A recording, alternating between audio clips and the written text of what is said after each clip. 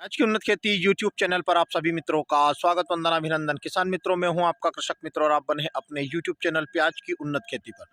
किसान मित्रों, अभी बहुत सारे किसानों के मन में एक प्रश्न आ रहा है कि जो प्याज ना बनने की समस्या प्याज में इस वर्ष ज़्यादा मात्रा में देखी गई है। मतलब कि बताऊं आपको कि हर प्लॉट की अलग कंडीशन है। आपके पास में यदि आपने 5 से 6 खेतों में प्याज लगाया है तो एक भी खेत की जो कंडीशन एक जैसी हम लोगों को नहीं दिखाई दे रही है। इसका सबसे बड़ा कारण मैंने पिछले अपने वीडियो में भी बताया है और आज के इस वीडियो में किसान मित्रों मैं आप लोगों से सिर्फ यही चर्चा करूंगा कि बहुत सारे किसान मित्र 120 दिन तक भी अपने प्याज की फसल में पानी दे रहे हैं। तो यदि आपकी फसल अच्छे से ग्रीन है, यानी कि अभी भी उसमें 60 से 70% तक ग्रीननेस है, हरापन है, उसमें ज़्यादा इंसेक्ट परेशान आप लोगों को नहीं किया है, ज़्यादा इंसेक्ट नहीं लगा है, यानी कि ज़्यादा थ्रिप्स का प्रकोप नहीं है, प्याज सफ़ेद नहीं हुआ है, या आपके क्षेत्र में ओलावृष्टि, बारिश या किसी भी तरह से कोई प्राकृतिक नुकसान कम मात्रा में देखने को मिला है और आपकी फसल ग्रीन है, तो भी किसान मित्रों यदि आपको उस प्याज का स्टोर करना है तो आपको आपके प्याज में 110 से 15 दिन, 110 दिन भी बहुत ज़्यादा हो गए हैं, क्योंकि 110 से 15 दिन के बाद होता क्या है कि हमारी प्याज की जो फसल है वह आड़ी टेढ़ी गिरने लग जाती है। और आड़ी टेढ़ी जब गिरने लगती है उसके बाद यदि हम उसमें पानी के ऊपर पानी एक कंद बनाने के लिए दिए जाते हैं तो हमारी फसल जो अच्छी रहती है, उसमें जो छोटी प्याज रहती है वह तो आप लोगों की कहीं ना कहीं उसमें 5 से 10 mm तक की बढ़ोतरी हो सकती है। लेकिन जो प्याज ऑलरेडी 90 से 100 दिन के बीच में बन चुका होता है उस प्याज में पानी लगता है, और जब आप हार्वेस्टिंग करते हैं उस समय पर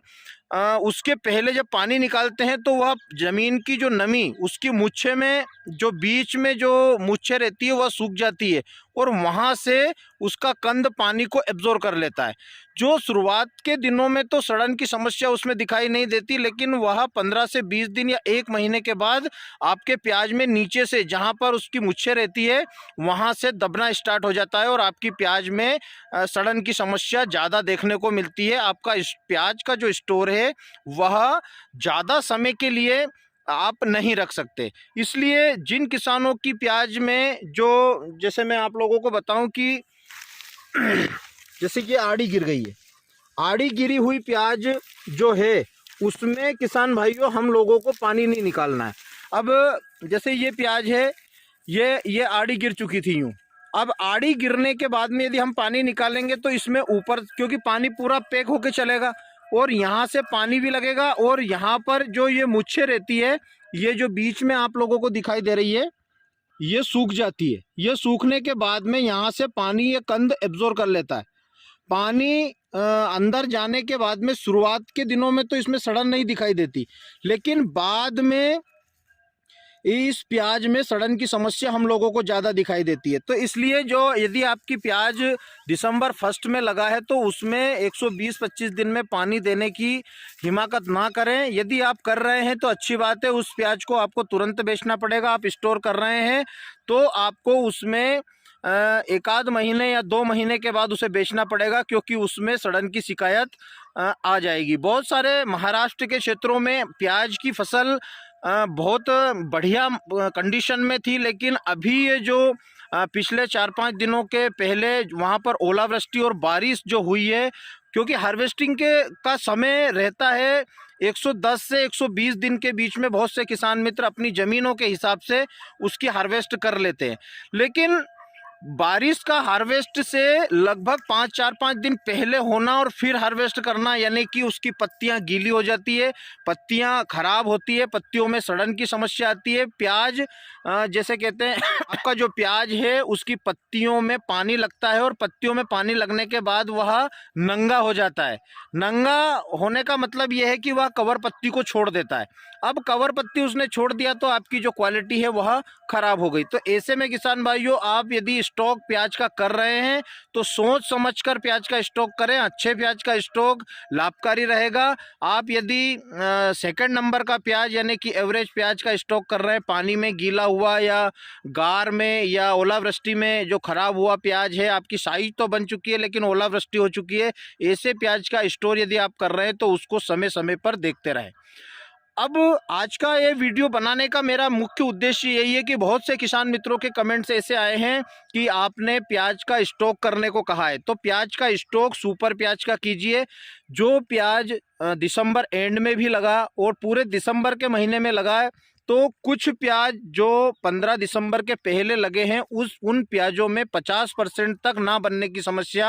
80% किसानों को देखने को मिली है। मैं यूँ नहीं कह रहा हूँ कि सभी किसानों का प्याज नहीं बना है, कुछ किसानों का प्याज बना है और 80% किसानों का प्याज जो संघन था इस कारण से नहीं बन पाया है, तो वह भी बना है लेकिन 40% उसमें भी समस्या देखने को मिली है। और जिन किसानों ने दिसंबर एंड में प्याज लगाया था उनका भी प्रोडक्शन गिरा जरूर है।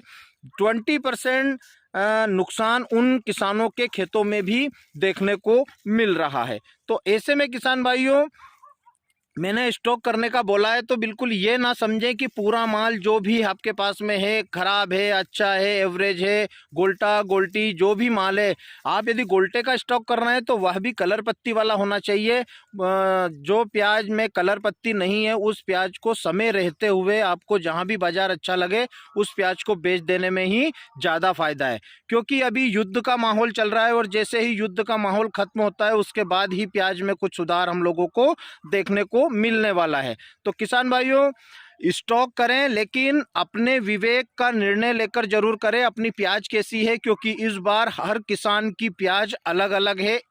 एक ही किसान के पास में यदि 5 से 7 या 10 खेत है, प्याज लगा हुआ है, तो उन खेतों में सभी खेतों में अलग अलग प्याज निकल रही है। तो अपने अच्छे अच्छे प्याज का स्टॉक करें और 40% माल जो आपका नहीं बना है या फिर उसमें समस्या देखने को मिली है या ओलावृष्टि हुई है या बारिश हुई है, ऐसे प्याज का विक्रय हम लोगों को मंडियों में करना पड़ेगा। और यदि हम जैसे 40% प्याज इस बार उत्पादन कम आने वाला है और यदि हम 20% या 30% प्याज का मंडियों में विक्रय भी कर देते हैं तो किसान भाइयों, हम लोगों को आने वाले समय में प्याज के बाजार में बहुत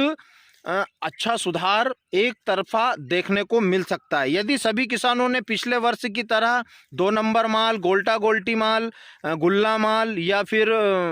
बारिश में भीगा हुआ माल या ओलावृष्टि से मार खाया हुआ माल रख लिया है, तो उन किसानों को पिछले वर्ष जैसा ही हर्ष इस बार भी देखने को मिल सकता है, क्योंकि मिडिल ईस्ट में युद्ध चल रहा है और युद्ध की मार लगभग सभी फसलों के किसानों पर पड़ रही है। लेकिन मिडिल ईस्ट में सबसे ज़्यादा प्याज का निर्यात हमारे भारत देश से होता है। और दूसरी चीज़ मैं एक और बताऊं किसान मित्रों की, ईरान में भी विश्व का 7वें नंबर पर है प्याज उत्पादक में और ईरान अभी युद्ध झेल रहा है। ऐसे में यह युद्ध यदि आगे बढ़ता है और 5-15 दिन और आगे बढ़ता है या इसका कोई समाधान नहीं निकलता है, तो भारत में भी जो संकट है, बहुत सारे संकट चल रहे हैं, अब उनका नाम मैं नहीं लेता, लेकिन मैं प्याज की ही बात करूं तो हमारे ऊपर भी प्याज का संकट पैदा हो सकता है। यानी कि बाजार मूल्य हम लोगों को आने वाले लंबे समय तक नहीं मिलने वाले हैं, क्योंकि अभी भारत देश में लगभग हर प्रदेश से प्याज निकल रही है, लोकल प्याज चल रही है और 15 से 20 मई तक लोकल प्याजें चलने वाली है। ऐसे में किसान भाइयों, यदि आप स्टॉक कर रहे हैं तो अच्छे माल का, सुपर माल का स्टॉक करें। आपके पास में यदि 60% सुपर माल है तो 60% माल का ही स्टॉक करें, 100% माल का स्टॉक किसी भी कंडीशन में ना करें।